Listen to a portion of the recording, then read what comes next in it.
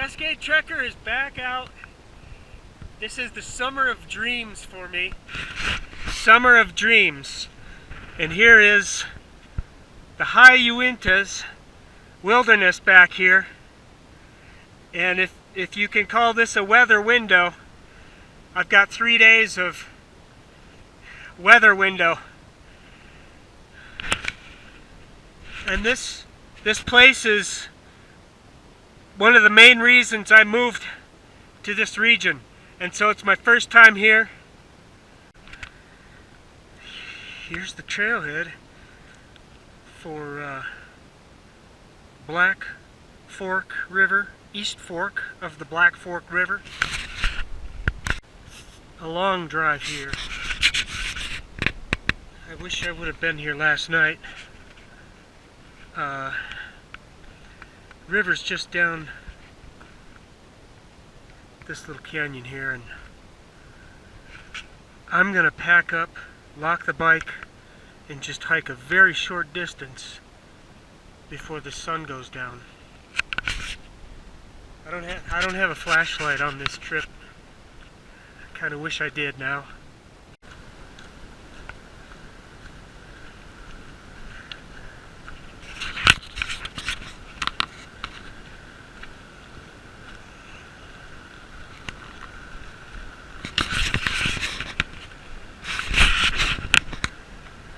Okay.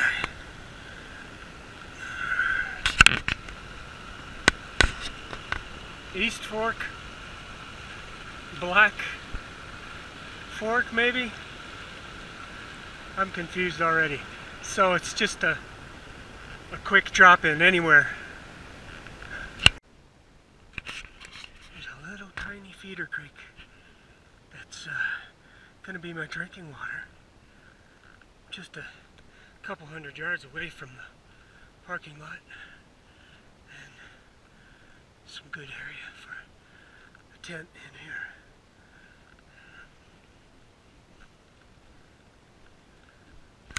Be nice to get the sun in the morning. Over there. Alright, this is my zone. The water's here. High Uinta Wilderness Cascade Trekker. Yeah, so happy to be set. It's a good omen to be here, you know, safely, dry, to have found the trailhead after a 150-mile drive.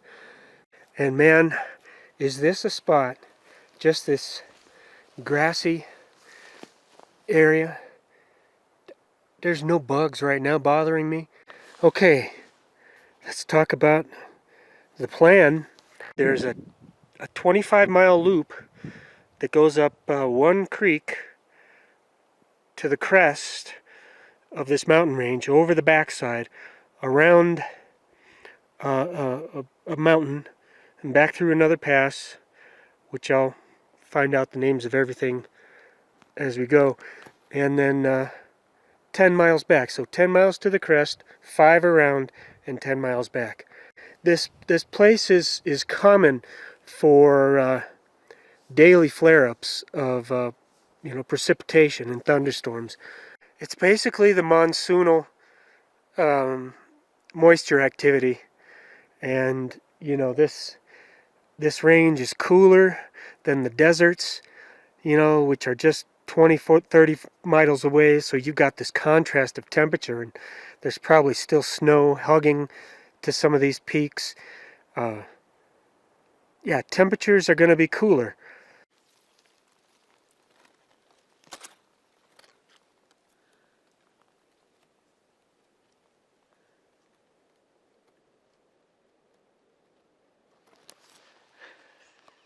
But it's this crazy ingrown thistle plant.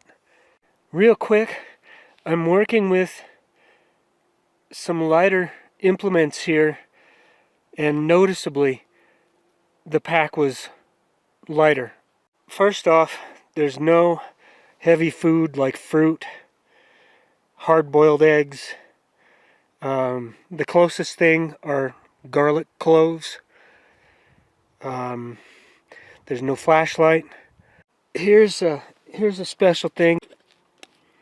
Here we have a gift from a Trekker fan. John Benson, you know who you are. It's kind of a cooking mug, homemade. And so my Vargo stove is inside it. The focus on the food preparation will be smaller, hot meals. Okay. Sleeping bag is the same mid-weight summer bag, mid-weight long johns, and same scenario with one pair of extra underwear, one extra thick hiking sock, and one camp sock. Again, I've got my, kind of quilted thermal army layers. The same from last time, these crappy rain pants, which don't breathe, but are great on the motorcycle, and my Gore-Tex rain jacket. And what I'm wearing, just a short sleeve and a kind of a thin hoodie. I've got the good camera we're filming with, the GoPro in my pocket, and here my kind of a Haba, emergency bag. Basically, I've got my toilet paper, some soap, a book, the map. Hydration is the same from last trip. This is what I carried here. And that's about it. The thinner accordion sleeping pad, my nature hike tent, and I've got the full low alpine backpack. And lastly, for my cooking, these bottles of ethanol. Let's look at this food real quick. It's a ton of food, but I'm prepared for 4 nights, definitely 5, maybe even 6. Let's start with the dinner stuff here. Very simple.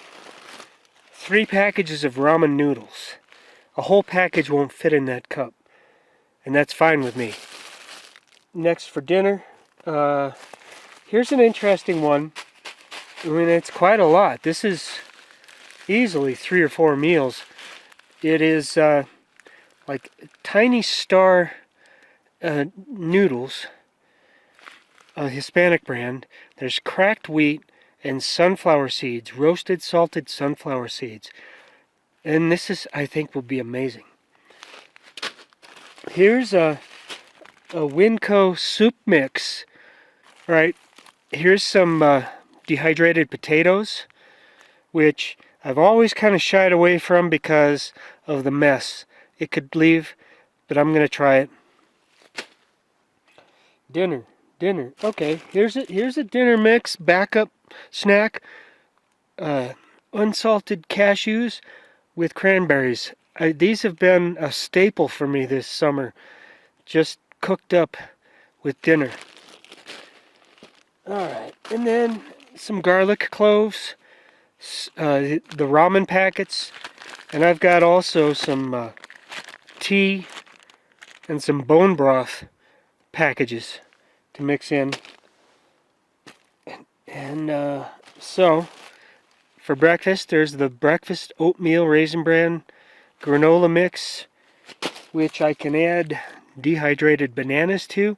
This could be an emergency quick meal right here. Next is something new. These are dehydrated apple slices, which we're going to see how that goes. Here's a heavy trail mix, Cajun with raisins. Oh, my standby.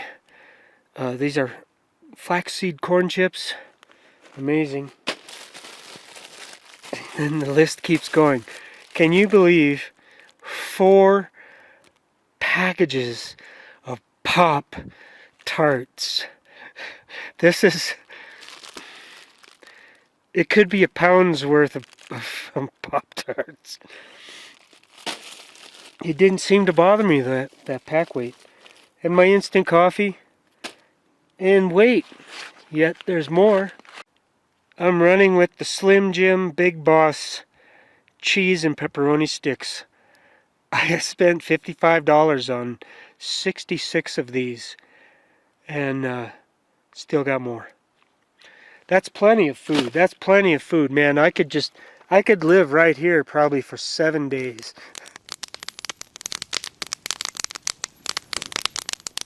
Morning time. Trying to get an early start. I can't wait for the sun. Storms start up after noon. So, it's about 45 degrees right now. Almost wishing I brought some light gloves. But I've got my koozie coffee.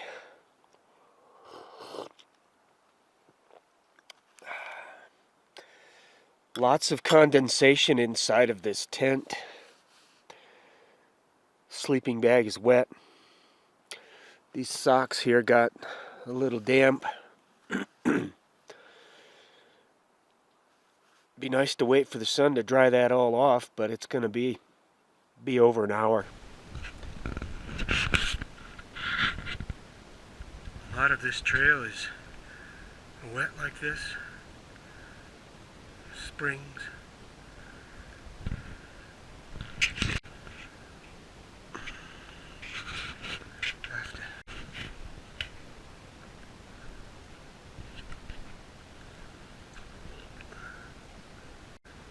Here's a nice thing. This is all marshy. A lot of dead trees mixed in here. Like almost half. And here's a great view of a mountain. Looks like I'm going to be heading right to it. This is my first large crossing, and I just might take this opportunity to set my stuff out to dry. Also, I need some water. I just have to find a nice sunny spot. Probably cross right on this here. I saved the bottom of this beer can for scooping water. This way, this can stay dirty always. I won't have to use my drinking container to collect water.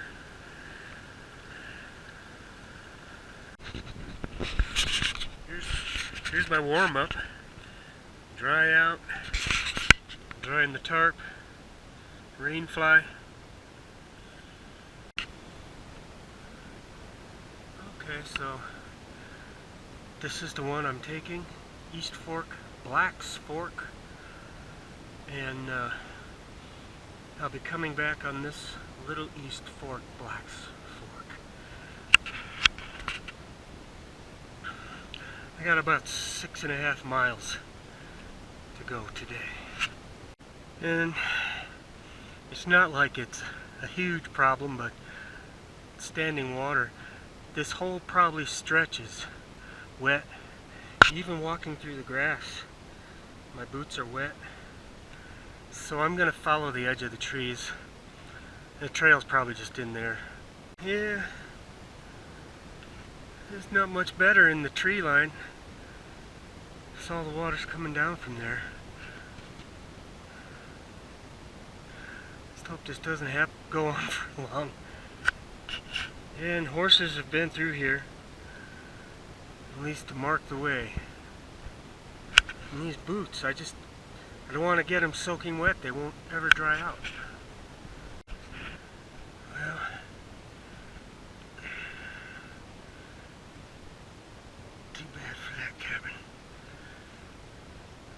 trees in the middle of it.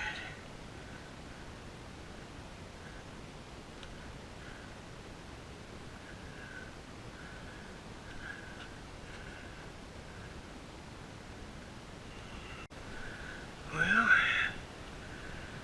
got my work cut out for me.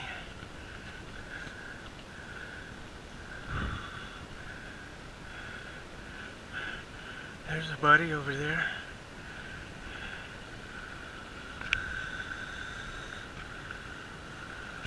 Got across. There's kind of a log jam there, and I was able to hop across. I hope this trail gets drier.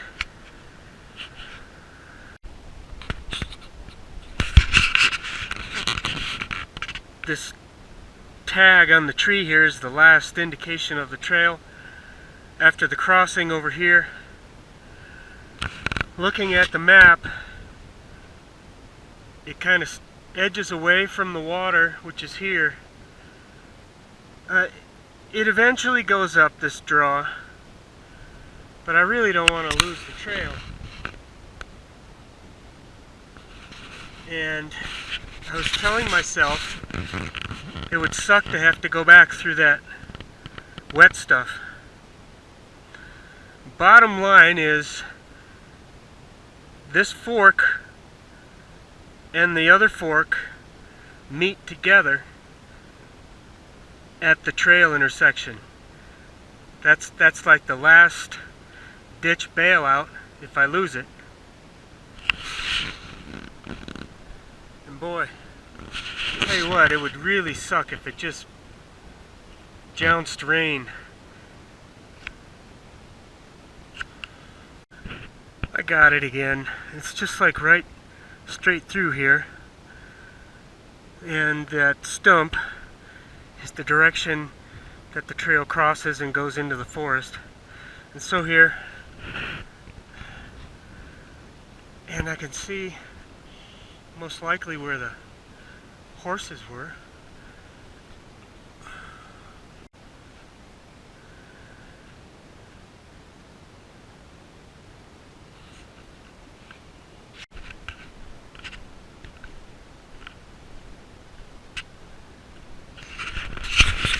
Nice dry forest now. I'm out of the swamp. Quite a few blowdowns over the trail.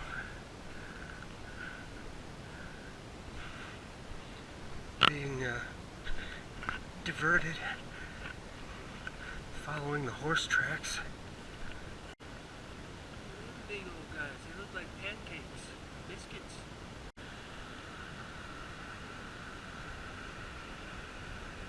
It's a thick forest with these little trees,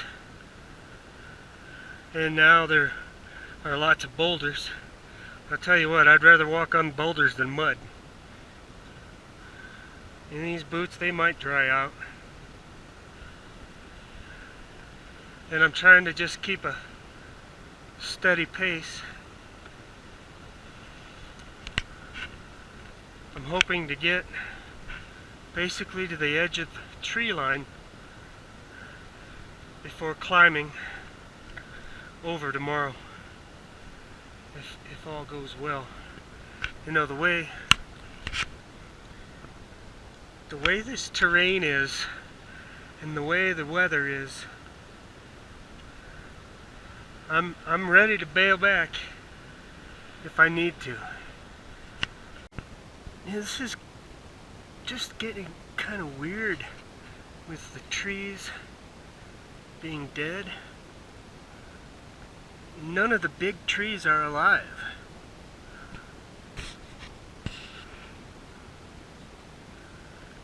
Weird.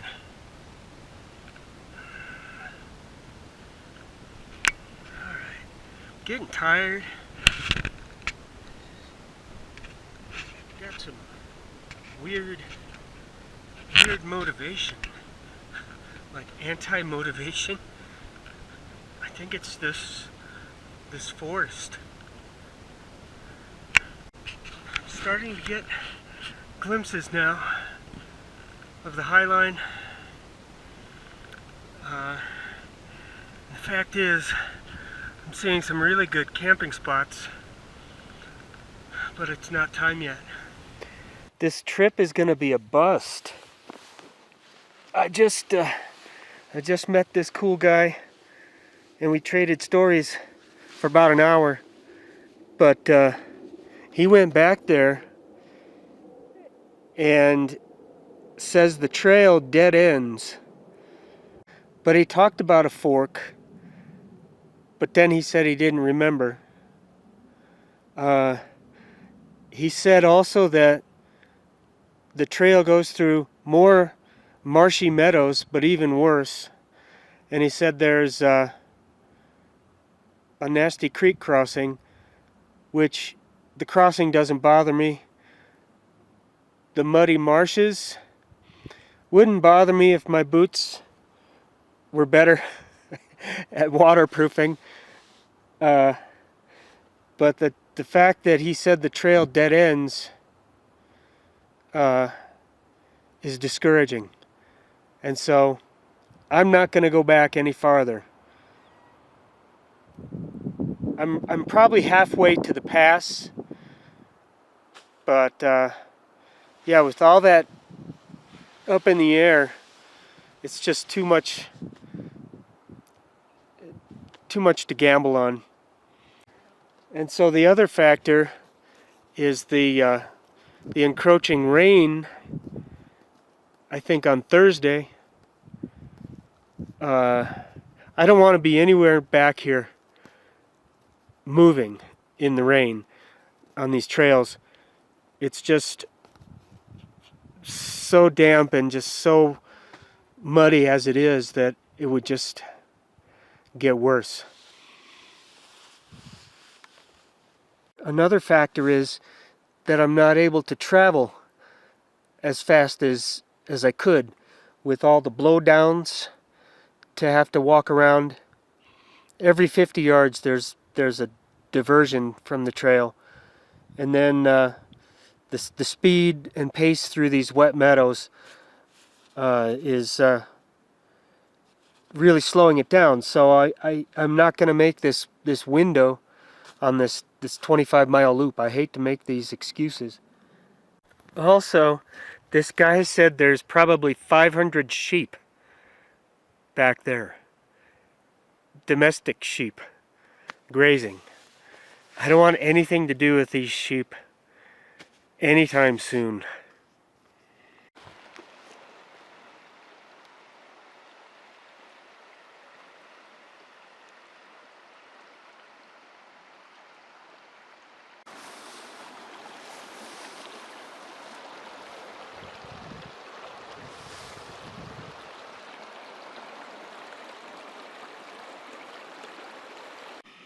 Well, I guess if you look hard enough, you can find treasure.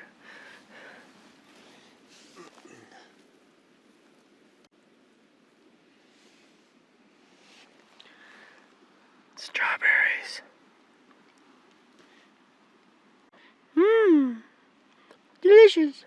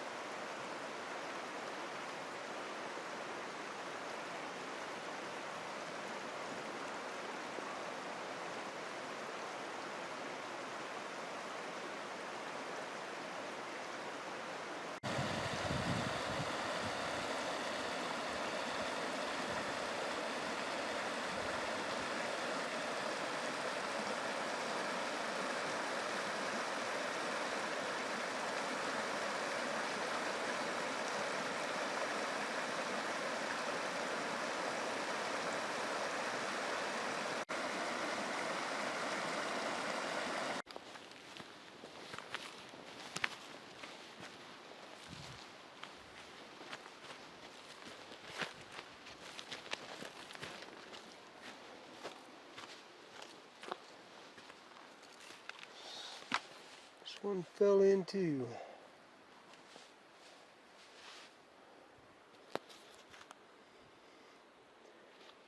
Fire place was in here.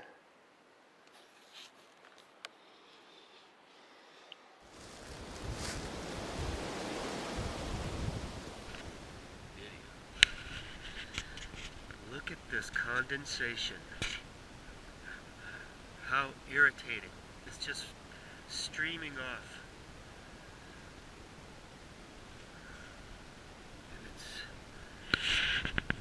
It's cold. It's cold. Sucky night here. What a crappy trip. Here's the breakfast coming up. These are dehydrated bananas, and I'll be putting in some dry cereal.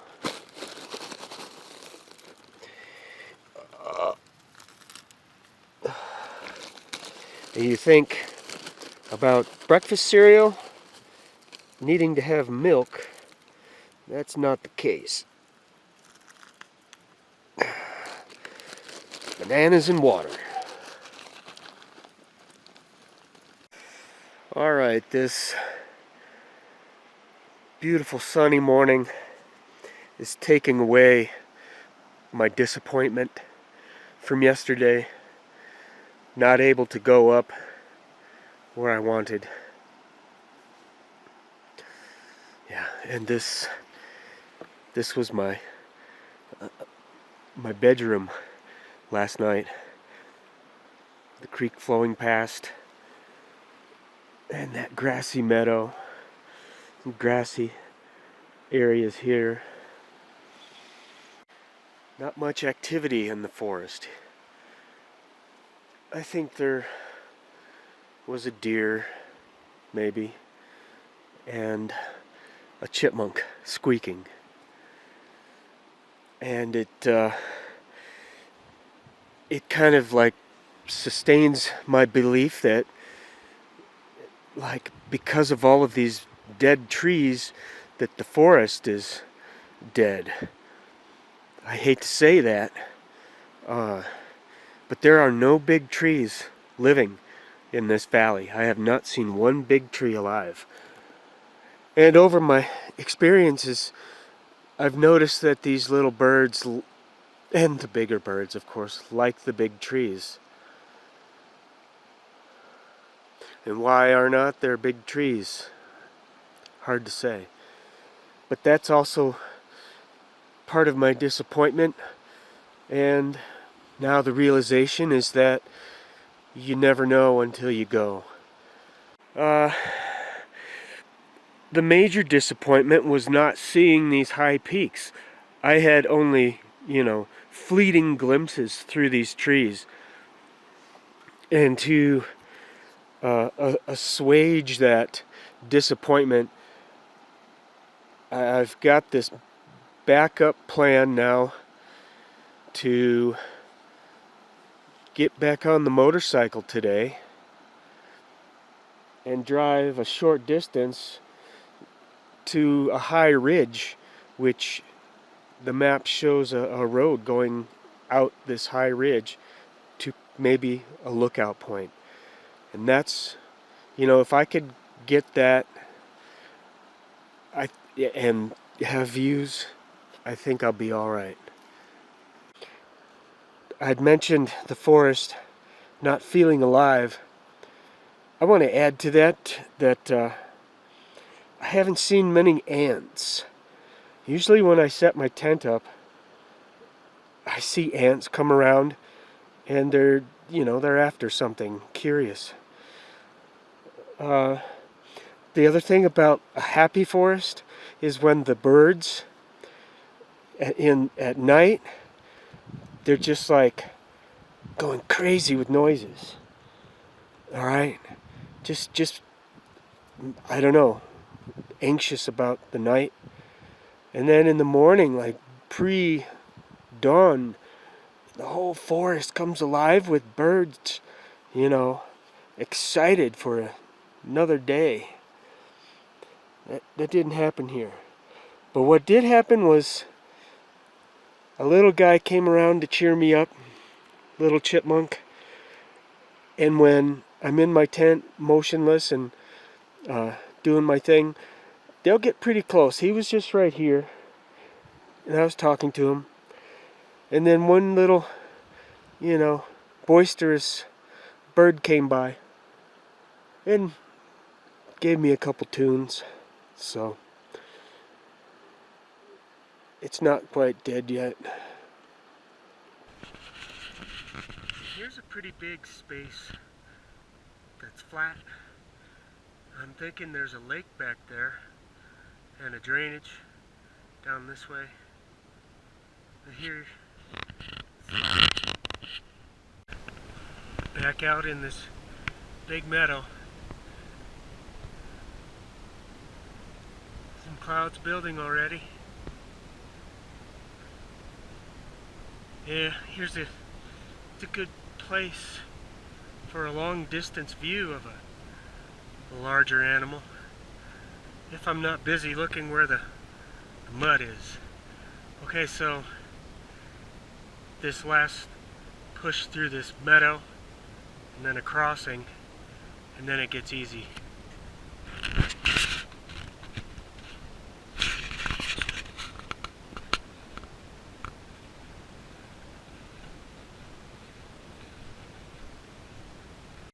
Okay, this was the sort of tricky crossing.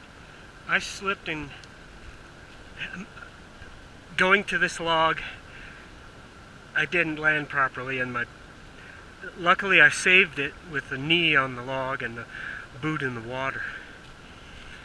And now here's a choice that I'm gonna make, and that's to go through the forest above this marsh. I don't know how far it is, a few hundred yards maybe, but I'm just gonna go this way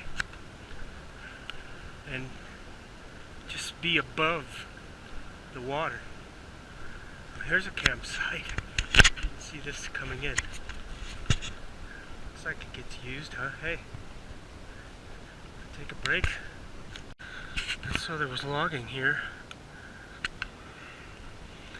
This sure beats walking through that mud down there, even though you gotta hop over some of these guys.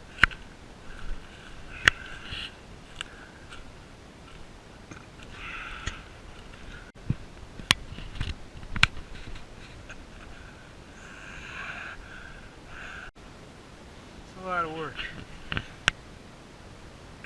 It's been a lot of work going through here. And the forest is starting to get soggy. I think I'm close.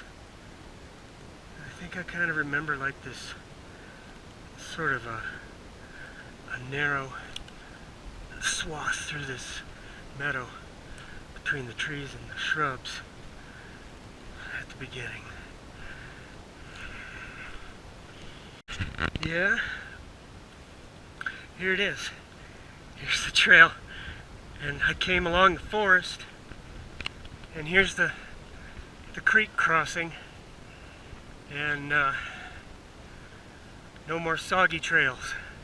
Yeah, there we go.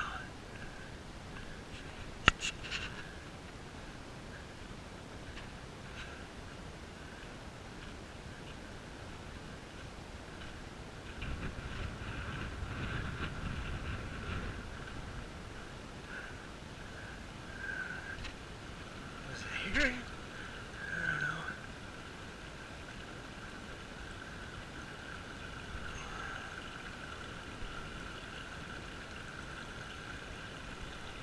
Okay.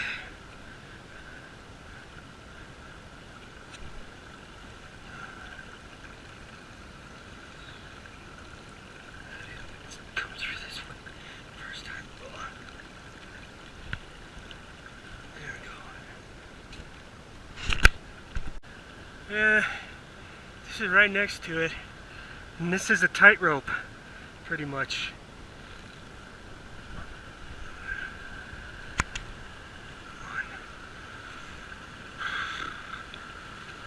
See oh, there's my walking stick. I don't know if I need it this time.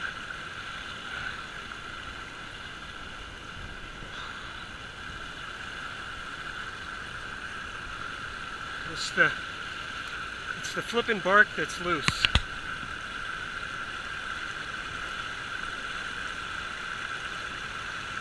A little speed and you're done.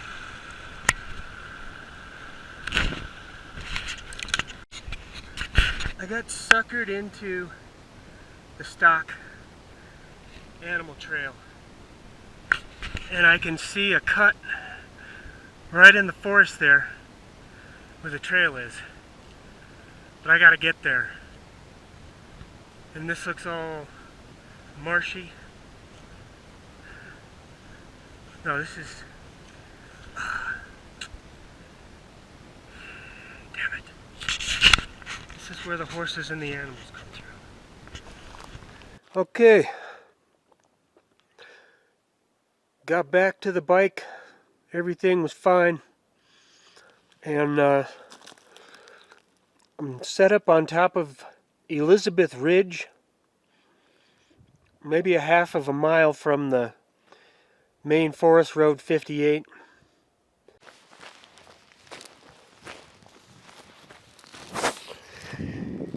In places it's a narrow ridge, so I've got some, high distant views now.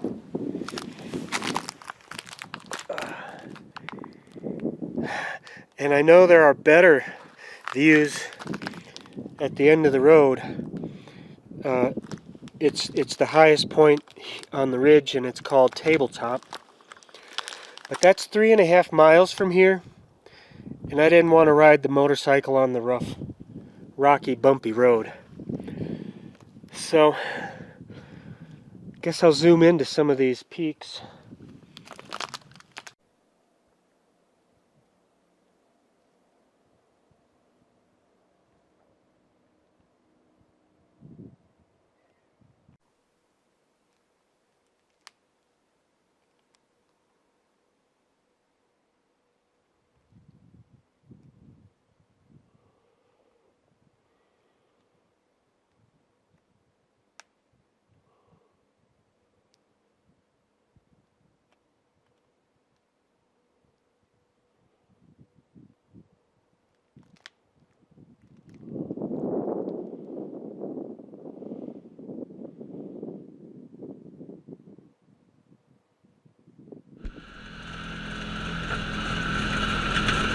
Have you been on stuff this rough yet?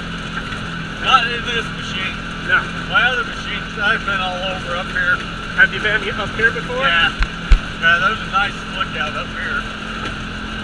It's up here a ways, but... Yeah, I looked at the map. It's like 3.5 miles, I think, from where I stopped.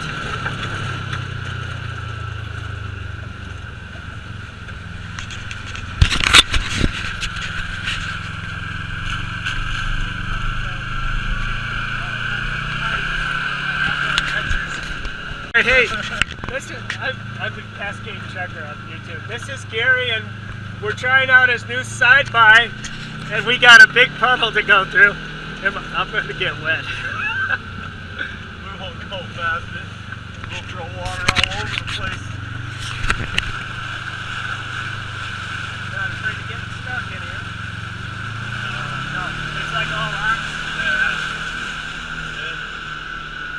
I've got another little creek side by side, quite small. I had it up here last Friday. It wasn't as bad though, was it? What? It wasn't as wet? No, actually it's wet. Really? Yeah.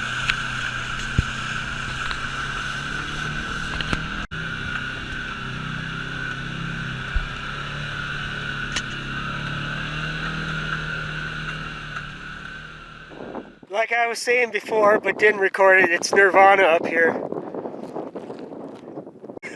Gary brought me all the way up to Tabletop in his maiden voyage in his side-by.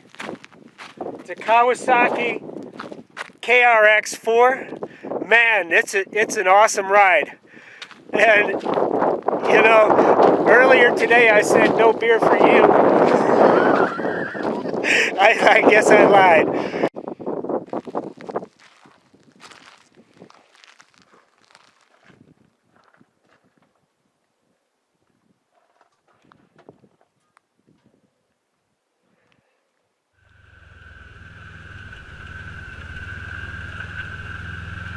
Oh yeah, you can see some of the bigger ones back there. Came up a little hot. Left there when I was riding was behind. Got up to the tabletop where we were and had a flat tire. Oh, how'd that work I out? had put a rock right through the sidewall. What do you do about that? No. You got a spare or? No, usually.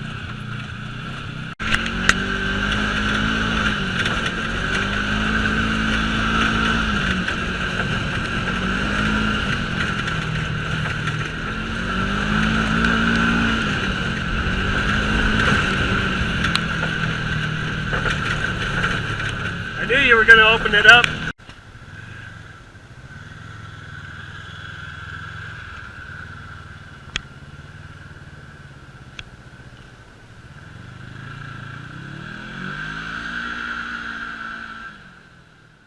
Oh my gosh, that was such a boost, that ride. I was laughing LMAO on those speed rides.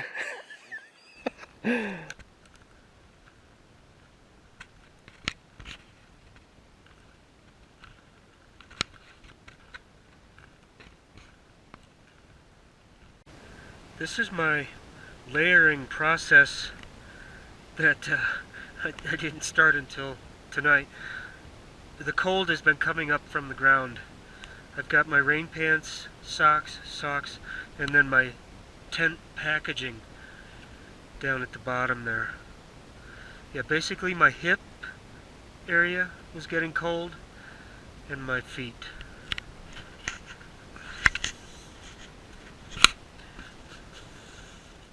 Oh yeah, I think that'll work. All right.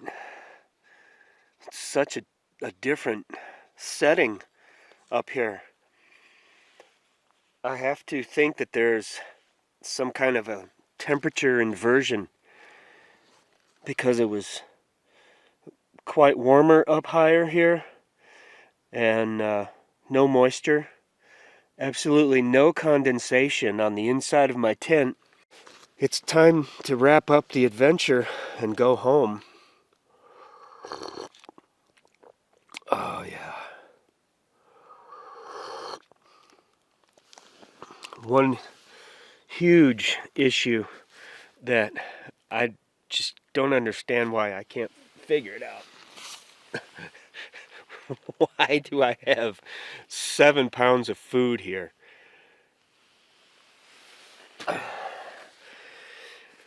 Maybe because I don't have any obligations for work or to be anywhere.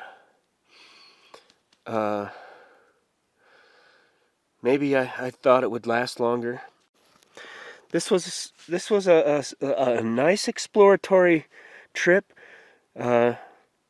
just briefly into the high Uinta wilderness, and so I did learn a lot, and I'm hoping to come back again before this season's over. And I'm not going to fart around going up to the Highline Trail. I'm going to start at the Highline Trail at the west end.